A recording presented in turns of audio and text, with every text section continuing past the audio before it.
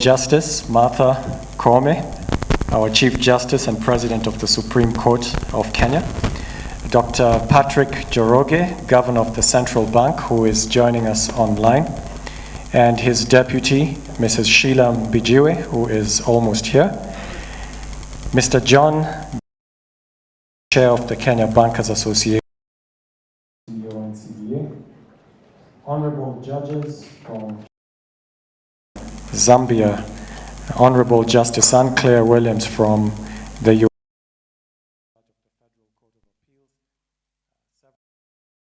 Among them Russo, who's an alumnus of Strathmore. Distinguished guests from the judiciary, the banking sector, legal practice, academia, mediators present, all protocols observed. Ladies and gentlemen, good morning and welcome to Strathmore University. That was a very flattering introduction from our dean. You have to take some of what he said with a pinch of salt, but most of it is true. All the things he said I'm passionate about, spot on. I'm very passionate about that. And that's why I'm excited to be meeting people who have gathered here for such an important topic, mediation. And the reason we're here is because there is conflict. Conflict exists. One of the people who started Strathmore, who sadly passed on last year, Silvano Boruso from Sicily, and many of you who are alumni here would remember him, a real sage. So he would always say that behind the title of any land parcel in the world, there is a conflict. There is a story of violence. And I always thought, how sad is that? That almost anything we can lay a hold on, somebody wants to grab it. There's some conflict there. And when I went into my studies on the psychology of meaning, I started realizing that conflict is also in ourselves.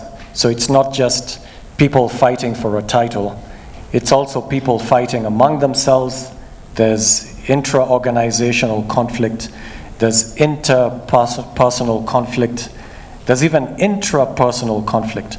So each of us will at some stage find himself or herself at war with your own self. It could be something as simple as, shall I add a spoonful of sugar in that cup of tea?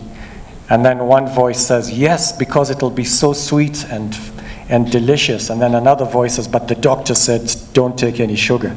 And you have a conflict right there.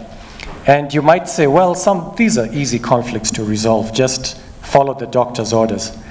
But it's not that easy, because that voice saying, but it'll taste so much sweeter if I add that spoonful of sugar. It's a real voice. And we all have a hierarchy of goods. And you might say, yeah, just obey the doctor. But what if I will go crazy if sugar goes out of my life? What if I then get bigger problems, mental health issues, because I didn't take that? So now suddenly, in the hierarchy of goods, which one is more important? My mental health or my weight? And then you have to make a choice. So it's never an easy answer. Conflict is not something you can easily just solve. And this is where all kinds of alternative dispute resolution methods come into place.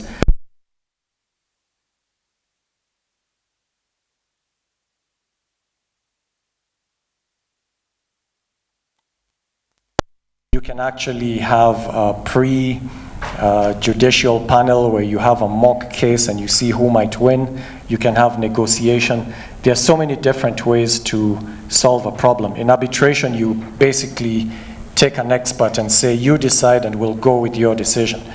But the beauty of mediation, this is actually my favorite alternative dispute resolution mechanism, is that everyone is empowered. So both the complainant and the one who has the perpetrator or whoever, however you want to term them, they have a say in what the outcome will be. They can actually discuss this. They can try and reach a sweet spot where both of them are achieving their goods. And that's why I love mediation. It's just one of the best ways of resolving a conflict. And maybe what I can bring to the conversation is that at the beginning of any conflict, everything looks like it's binary. There's just one way or the other way. There's going to be a winner and a loser. And as long as we think in binary forms, then the conflict will persist and maybe even escalate. Right now we're looking at conflicts as big as the Ukraine war and Russia, because it's binary the way they're looking at it. It's one way or the other, and we're going to fight to get our way, and the others are not going to stand down. And then there's the cost of lives, just the economic cost, the roll-on impact to the rest of the world that we're experiencing right now. And then if we look at our own country, even just the major principles in the previous election, the fact that they're not seeing eye to eye on issues and looking at them in a binary kind of way will basically just perpetuate the conflict. And so as mediators, what would you do? And what I put to you is use a bit of creativity here. Create a third way. You know, sometimes it looks like, okay, I'll either have to take that sugar and disobey the doctor or obey the doctor. There's no third way. It's either or. And then as an innovator, you say, have you heard about alternative sugar? Have you heard about sweeteners? Because you'll be obeying the doctor by not taking the kind of sugar he doesn't want you to take. You'll still not be gaining weight, and you can still enjoy your cup of tea. So how about that? And then you say, bingo, we've got it. And it's basically creativity and innovation that's created the third way. So I'm challenging all of you to just always have this mindset that starts with, there is a solution. I'm sure there is a solution. The solution isn't that we fight each other.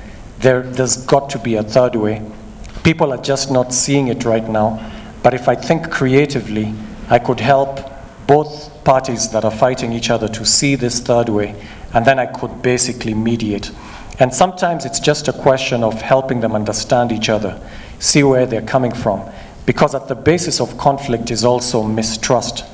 So people don't trust the other person. Whatever you want is not what I want. In fact, I put it to you that you want my downfall, that you want nothing good for me. And then basically you can't even discuss because you totally mistrust each other. So how can we build trust? How can we help people to see things from a different perspective? In leadership, and I'm now the Vice Chancellor, a lot of what I do is really conflict resolution. So I'll meet one party with a fantastic idea, and they'll explain it to me, and I'll be thinking, that's wonderful, that's great, how can we support you? He says, you know, my biggest stumbling block is so-and-so, who doesn't see what I'm explaining here. And this person's alternative, whatever option they're offering, is just the exact opposite of what I'm offering, and it's either my way or the highway. And then I'll listen and say, well, let me think about it, let me talk to the other party. And then I'll talk to them, and they'll give me a fantastic option, and it looks wonderful, and I'm wondering, okay, so what's the problem here?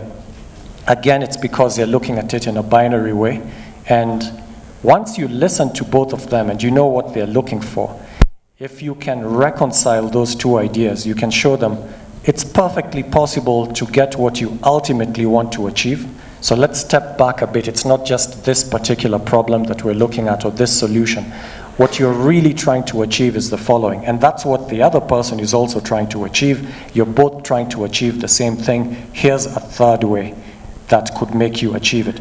Or basically show them that they mean well. You've talked to them and you're convinced, and because of your status as a mediator, for you to even be called as a mediator, you have to be somebody trusted by both parties.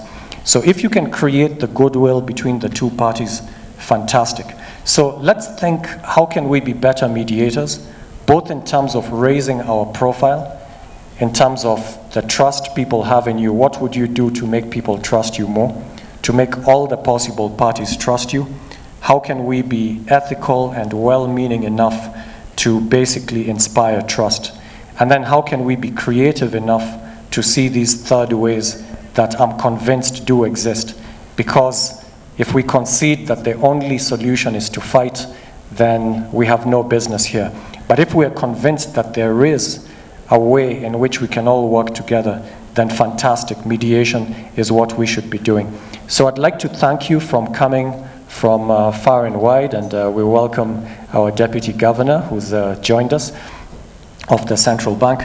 So I'd like to just thank you for coming all the way from the different countries that you've come from, for caring about this topic.